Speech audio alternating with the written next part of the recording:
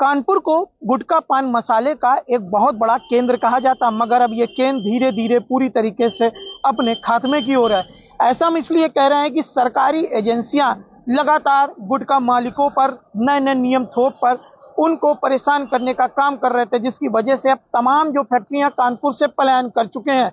कानपुर के ट्रांसपोर्ट नगर इलाके में करीबन 6 ब्रांड की फैक्ट्रियां थी, जिसमें अब 4 से 5 फैक्ट्रियां पूरी तरीके से बंद हो गई, जिसको लेकर हम एक पान फैक्ट्री पे बाहर खड़े जो ट्रांसपोर्ट नगर इलाके में पड़ती है। यहाँ पर देख सकते हैं कि 4 मंजिला इमारत है। यहाँ पर गुटखा पान मसाला बनता था और तमाम जो है, दूसरी तरफ भी एक कंपनी की फैक्ट्री थी, इस पर भी गुटखा बना, मगर दोनों पूरी तरीके से फैक्ट्रियां बंद हो गई हैं। जो मजदूर है यहाँ पर काम नहीं करते। सबसे बड़ा कारण यह है कि जीएसटी विभाग, ई वे बिल और साथ ही इस पर गुणवत्ता के साथ साथ सेफ्टी के जो तमाम वो नियम थे, सरकार इन पर अब सख्ती करने लगी थी, जिसकी वजह से अब गुटखा विक्रेता या मालिक थे, अब वो धीरे धीरे इन फैक्ट्रियों को बंद करके दूसरे राज्यों की ओर रुख कर रहा है।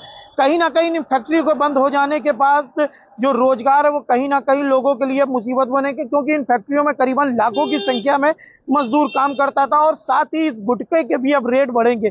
कहीं ना कहीं सरकार को इस पर ध्यान देना चाहिए, क्योंकि लगातार कानपुर शहर की जो गुटखा फैक्ट्रियां वो बंद होती चली आ रही है। कहीं ना कहीं इन फैक्ट्रियों के बंद हो जाने के बाद बेरोजगारी भी तेजी से बढ़ेगी। कानपुर से विजय सिंह यादव, एबीसी न्यूज के लिए।